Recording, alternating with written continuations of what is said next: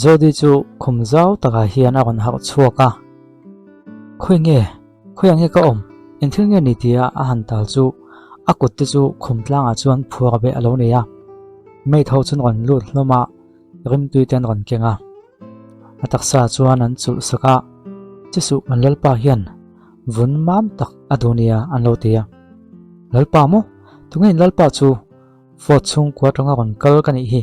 he tiang hian in tingot thei lawang an ti chuan mei chuan rei lo ten huwa khoi ve mayang tin an chua san zui ta ni an hu de chuan Paul chu a ron luta ilo hak ta mo an ti chuan Paul nong ma mo ia ta em ni han tia Paul chuan amam zai zai ta hle mai na thatakin an thokani hi mole an tia an zut vera Jodi chuan engthil phiang sin ngei ti hi an ti chuan a chiang rang lovem nei du tak alo tia iom pui po kan ni to lo min kal tir te an ti chuan Paul chuan ka kal tir ang chemo he muna khwei thlang tur chu hian hau sat na tam takapal tlang sin ka kal tir thei lo se ni an tia do kana wen da na no chu lain kuminga mazat liam ta khan ka hne na turin min nge na nei kha vur chunga buk niama ka kom hok von chunga min ngen lai te khaira khiem i mai sirom kha te nom ka ti le thwen boka etiang hian on mel thang ti hi tuin nge khria an tia Jodi chuan min kal tir te ka ti chu an ti le ya zam do su hun nom tak kan mang dun don alom ka som fo chia ma si do kal du ngai lowa rei lo ten huwa chuan min ngen nan tluk luk zok to me theisin an lo ti ham hama khoi tum don lai chuan kongka ron tlo hong do thuain nik chon nang ve ta tunge i khoi theyang ti che a ron tia Paul chu ameng phok chiang hle mai nik hetai nge on ti ve a an ti chuan Jodi chuan nik min puite alo tia i khoyam nia an ti chuan nik sindolens lal bagani ti ka khia ma se ting hian ka munai lo lut ngon theile nem alo tia nik chuan kan pui hual i ro bo ni thi enga nge lo nga ya an ti chuan na pui huala he me che hi mo en ting nge ni the fo chung ko tong ho chu to ni hi an ti chuan nik chuan an nek deu chok na ya banga chun no betin ni thum nuwa kanin nei don engwang lo khoingam zong ni ati le ta Jodi khwena ko chu phel sakin apoma chu puetuma Paul chuan nik Jodi hi kabil nu ni hi i khiem anti chuan nik chuan nge ti na chu puing hal ta tho ni tulai le ga chuan chuangin van sang lama chuan an thlok chowa tulai le in so ta chuan nik chu awa ko thok thoka o kati palu thuk tulai le chunga hin rom dang nei am anti chuan ai alo tia Jodi taksa chu lumin a thlan te po chuang na sto viau mai nik chuan dam doi pe chem nia anti chuan ka khibik lo ka sapu pup mai atia Jodi haute anti chuan kain thunun theilo tin Jodi chun photum ta maya nik chuan chemia su keni pani he kan mudun theilawang ati deuh top mai engei siom je chu anti chuan kan om du na ni chuan taksa hi kang chheve kan mai kum tam tak chung khan mai chia pakhat che in ka khum chunga atuak chuak theya antia Jodi chuan mudun lai kha ani ti khangal ta nik chuan chu wangin kan hena tongin hlataka hin omla kan mudun theilo nia anti chuan ai kan ti theilom tin Jodi chuan fop ta ti chuan an pani chuan an mudun le ta ni nik chuan ala thavek ani hi dragon nam zinga mai che ho hi chuan an to chok theilo sin tin pon lama chuan an chuaka dragon hena chuan crystal light khop pui lama khoi ki le Lord Fort chuan ak tu ka in nei na bo sei ti ro ti na cha a thlok khang ta ole tu kin nei ni tu chu alo thlenga Jodi chu mo thuam chuan alo in thuam vek to a ompui chuan before khong in heta hian lo nga ka ri ta che Lord lo chu lo thleng trap tuang an tia kongka chu kha ga Jodi chuna ko chuan ni zana kan thil ti kha ka ring theilo ni kumnga liam tang bok khan engma sui revina chuak le ta ya kumnga gal no phei chuan ka pasala ni ka ring to lo hom khem khang kumnga liam ta thil thleng kha nika ka khwela that ka ring tin thalak te chu ena alim khar mai melody on luta engi tia heta thil om ho hi engma i tok theilawang nika na pui nin ka mun he min lo lan theilawang an lo tia Jodi chuan hei hi nika du thlanna ania ke manena inti voi hi angai lo nia antia melody chuan nikhian kum kha chung tan chu anei thon che chu theng hil suang che hi khuyala ke thi hi ni ka fan nei chuna nia ke chu hi anu pui nei chun ka ne bokang anti chuan joti chuna ngai tua nik chuan melody ne nei chu ala tum tho tin na emoni le ati melody chuan oho ni take ni ka nu pui ma su zo ka enti nge thi ti hrem anung chung hal lumani ifim kho ka thozo rong o ani lo chun nang le kha ison fa kha an thi ve ne mai tina kok ta sak sak maya a chho san zui ta ni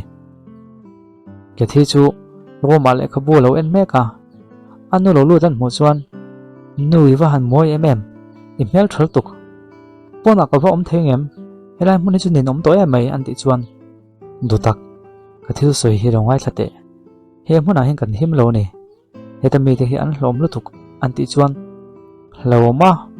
ma se hlom pakhat ma om lo hi an tia jodi chuan du tak ingai tuang hian ol sam lo ania ka soyang hian i om mangai ni a thahem voina tang chun he pin dan hi chua san tu ani lo lan chua po thei lo nia i khathiam to an tia le lam lo langa bela chu pon alo in fiam mai make tong thom chu khepa i khrem voin hi in nei ni to nia kan lal nu pui hual le afanu po an lo pem lu to an tia bela chuan e he anu lo thleng to ni mo tin alo hlim khop mai chuan ka mai che mo to chan la mel thabang afanu po ke thi ang po kin mel thang afanu chuan engang mel nge put veng le in nei na hmuna kan hameng chu han lo tia bela chuan anu lo thleng ta anu ka wajong don tin akal sun ngala lalpa aroma omlai chuan sipai chuan kapu before le fanu no thleng to in be hun na in ne na chu kan tan thei tuang an lo tia nik chuan jodi fanu le ke thi te chu kum nga ve ven ni to a thian an ni theyang khuyang e ke thi hi om o tin an zo zuya sipai chuan chil hoten before de alo thleng ti a hret gol khan ke thi chu va motu na chuang nga lan ti ni chu an tia nik chuan tun lai hi ha wang thei yo mai lokal ko ven teang jodi fanu chu kamu chak to ne tin an chuak ta nga la ni roma jodi om mek chu bela chu na kon awa nu he tai lo om tak tak mo tin jodi ro chuan engi tia i roma om turin ka khil chelo vem ni an ti chuan nu ke ma bela ka ni hi a han ti ve boka anu chuan ka khrialom heta om hi eng tiang lo om nge ni ti khrem chuak lo turin ka ti che ni kha enga tingi ka thui zom mai thei lova tin a ven thon lot a chana hau ta vak maya bela chu trapta nu he mun hi a lo om lo khum khem anom ka tir tu ko lo man ti chuan ai ro mai kyang le tu ani an tia bela chu tapin adu lo thu de chu han sei ve a jodi chon pomin ro ma chuna khoi lut le a fanun hena chuan he ro ma hin om rang la lo chuk to su tina kha kan hana bela top thom chu pa chuna lo khai box si a fanu ke thi zo ke mo a khong tin in thil nge moi ti le ha kon ti ta nik enge he te kon ti in nei ne hi tran hun trep to sin an ti chuan a chunga in thil nge moi ti le a kon ti le ta kha khai lo muem ni a ago ma kyol le tu rin ka ti mai ni a an ti chuan nik chuan ago ma kyol le du lo ti a khit lo sem ni tin an vina jodi chuan o ka khia ma se a lo ma om thei sin an ti a nik chuan lo oma he in hi ka in ni hi eng lo om nge ma chon tu oma an ti chuan jodi chuan chu tiang lo mani lo hum him ka du wang mai ni ang tia nik chuan hum him mo kha hum him iti dan chem nia kan lai ne ma havin ka fanu chunga he tiang hin ne cha chang hala nia ado ta enge thleng leang eng dang nge ti zelon atita nilo ka ati man to ka nik chuan he tiang mi ro chela tu khi ni ang ti ka lo ngai tu thiam mi lo jodi lo in zep thiam le mai ni jan chung chang ka lo ngai dan che kha dik lo to pani hi ti na ba na chuna ka ya tu na hing ka walin local te he tiang mai hing ka cholon lo che ti mai ne na chuan ka fanu kha lo en kol thang che a hu ma o mania ti na khila bela chung kong ka on honga mai ne na chuan ka pa o ka khatlat khong he kal tian zo chuan mai chuan ke thilungai me su nang ma tin tu che chu himdam takin chuak lawang ente ipa no pui wal masbe he khem anong chungin a hal thumani kha antia bela chuna hlau tal tuk ente mo anong chungin a hal mo a kon tia bela chun an kalna chu zot ta hal wata ompui chuan hol lama an kal thua soi chu vela ka thi chuna ji ve ta ngala met pani on tlan chu ke thi rom bula dingin anti tia pakha chuan lalpa chu thinram mel khop mai kalo khe dan chuan miss fort khan ke thi ku ta thlak ani ome ati pakha zok chuan a veo ne nge yang kan lalpa hen ke thi aya da poi mo engma nei ro sin mole enting ya moti nat ngam zok le a top na chu a chhengo tang thi tluka ni ber chu tin an tlan zuya ke thi chuna rawai thla ve nga nilo anu chu atina theilo wang apa chu ka khel fiangai ni tina tlan chuak ve le a roi thena hmun alo langa mi pui pon tam to khop mai nu pakhat chuan fort chung kwa te chu sindor lens lal bernen in neina inzom na an siam thei hi an wa nei hle mai an lo tia pakhat chuan enge that vak na anu pui hwan masbek po nong chungin a hal hlum ti thei ngil ta emani le lalpa hne na an fanu nei tir te chu du thlanna thatak zong ani lo to pang an lo tia pakhat le chuan ange an chung ko ro pina tur nen khai khin chuan fanu pakhat nun na chu enge mo hlut veu na le fort chung ko chu mun sang taka an lon chho mek ani hi an lo ti chu tho chu dina le a fanu pon an lo khe ve a zoi chuan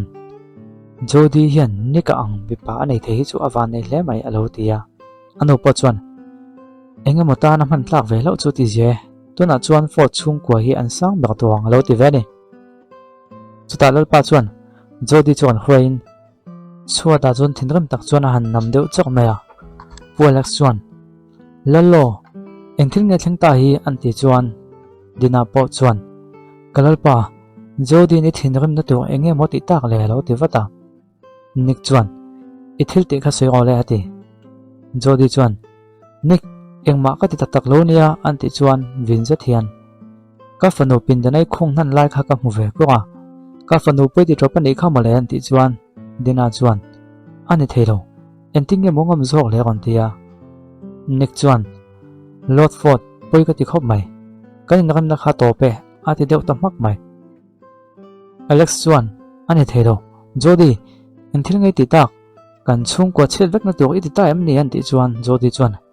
engma ka ti lo ka fanu nei hi tinge kut ka thlang utang an ti chuan i fanu mo jodi ti deuh to su atia enthil nge moi soi le alo ti ve nik chuan nun nem de wanga lan khadu tok te nau pang kum ngami chunga ka tiang thil iti kha atok ve ve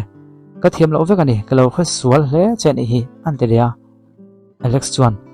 lot lo wen thil thing chung changa hin hul fiana kam piang che ma se in nei na hi a han ti chuan lal chuan angai lowang ka ro ka siam fel vek to in nei na hi ka ti to pe ati chu ti lai chuan pon lama ke thi le bela chu nu tin an kon tlan ve zela melody in chu on khriat ve le chuan ram takin dragon a chang hala van lama chuan a choi chho ta dai mai nik chuan amak hle mai ke thi o ka khrin ka khitlat atia chu thiang bok chuan jodi po chuan belai o chu lo khe ve deuh ra umana alex thinram po chuan jodi chu agon tlo deuh pop mai jodi min tha ti ka tu mem ni lalpa lo ani nen hian in zoom na engma kan nei to lo he tiang ti tur hian kan ti hau lo nia atia anu po chuan kan chung ko chuan kan thlop ran thrin chia jodi in thil poile tu ka ti ta ka chuan ka fanu po ani to lo ve agon ti ve ni jodi chuan ma se kanu i hrin nge kan hi an tia nik chuan abung wa te kha pekula sindor len satong hian foi chok to go le an tia zoe chuan jodi thil thwa eng mai phu lo ni hi i fanu hi khroila i kholama ki le ro alo ti bok jodi chuan kalsan kan ni ta yek le to loila a tha zo kang ti na ngai tuani melody lo lang le a ro ma ke thi le bela chuan hruaya an panina han en chuan phirmon ni ani chuan alo tin tak tak ti na ni mo so me chenu so kha munan ni kalo mut pui nu kha ani mo ti na ngai tu ta ni ke thi chuan nu chua ka du tin adoi bi khop maya bela ro chu adang deuh hlek hey nang mai che sol nu hi en thil nge moti tum le kapan heta kan om tir khia chuan I thi ni mai alo ti ve Melody chuan ani taksu ani chuan heta in om hi khengai lawang tina chhuah sana kongka chu kal nan ta ni Bella chuan hey kum khuain heta min khong tu mem nia min chhuah ti ko te tin a chum ta vak maya pon lama chu Melody chuan heng ho pang te hi ni kan mu tu ani lo anu pui kan ina tu ga hian ke in dang ti tu ani lo atia Bella po chuan ti vak ngai na a khelo a pialama avakal chuan ke thi chu khriom ti tak hian bang heng hen alo thua jodi ro lang le a thabek ti oni zok ma na kanun li lama ka kyok le thei tuang ma se tinge khriom ka ti em le tina mit ti chu khuhala Bella tina auzia ro ma chu na vakala ma se alo talo atlan nga la ko ta vak mai Bella ten lo lang ve le a nang ke thi ni yam tin zo chuan o alo tia Bella chuan ke hi Bella kania kani nang che ni hi mole han ti unaw kan ni hang lo ti vea chuta Bella chuan o a thai heda rong hen tlan chuakin kan pan hen akan seiton ni o an tia ke thi chuan ma se kanun min chhuat ti phal lova an ti chuan Bella chuan kha mei che sual kha kan nu ni lo kan nu chu jodi zo ka lom tin a khil ta ni ke thi chuan kan nu mo kan ani thei lawang ka chhuat chuan kanu ni lo Melody in khremna min pe palang an tia Bella chuan ka hlau lo dragon thana khan dei ka nei to lom alo tia ma se a lem le ka lo ni heng te chu lem ani hi an do ti chuan kanun I hum tlat chuan I hlau na chi ma chon theyang ati lom tin an han hum du na heti lai hian ni ka go ma chuan jodi rol ha la tu po chu valuta nek chuan heta ila omelo I bo ni chuan chuan a kong ko mu tur chin mi ka tir theyang an ti chuan min puite Bella bo tlat mai lo tia enga an ti chuan aum to ro in pui chung zong ka zong to tu mai nan mu bok si dawa ngai sak zui thei tu ka nei chuni ni min puite an ti chuan man mo lu tuk chuan zong chok tu ring ka si pe te ka tir chuang ha lang tin abana chuna kaita an chuak tang ha la ni bon lama chuan an chuaka sipai pa hna chuan jodi chuan I muem tin an zon hala sipai chuan kalalpa mak thlang le mak chak lampang zong kan dap chuak tua engma mu tu om lo tia jodi chuan abo thei lo in pui chunga hin ala om ngei tu ani atia abul vel po chun zong ta chiam maya chutia an bolai chu Melody chuan lo thei renga mai chuan eng wang la ngai sak zui tlat nge mo ni le tin nik chu ava panta nik zan khuai ni zong ton hi mun tina hian ga ten om chuak veka khano pangkha heta hian om nga se chuan tun thleng hi chuan mu chu ani to ngeyang mole entin nge bo ka abo mi theyang le han lo tia enge I seitum chu an ti chuan jodi hian ke thi a kal nan towa ta hian a om chan tu ka chuan lamadan afanu hi athogo mai theini alo ti deuh mak maya nik chuan nui ni ve thawa jodi hi lam chang mai ani lo ti I khenge yang tina kal san ta ni Melody chuan abum mai se ka hlau pui che ni an ti kha ma se nik chuan thil dik lo chu ka thlir hang thiam ve lom tin kal sana Melody thin ram box si chu jodi kan hot chuak tu che ni ani lo chu nang ting ne mo chuan kan ei zong he min lak sak dak don si a tina ngai tu ani jodi chu topa Bella khoila mange moi omang le tin alung ngai le mai Melody chu kan kala I fanu ha ka mu si na kan ti khoya mo an ti chuan maklam ngo ko chua so ka kalpel mai lain me cheno pang pakhat ko chua tho chuang trap ka mu atita jodi chuan maklam ngo mo kha mun ka chu kha ka ni to lom ani lom ni engwang nge chu ta chu na va kalanga Bella chu iwa mu ti na mo an ti leya Melody chuan ko fual ha in ngon nam le makeng tlata ani lom ni ente nu kan ni ve thawa me cheno pang trap chu ka khong ai ve tho lom I local ton lo ni chuan ke main ka va kalanga tin kala hantuma jodi chuan zui ve chu agam ti ta ni ole amuna chuan vakal dona achun zom chu episode le kan lon tianga episode le hi top na to ni to ni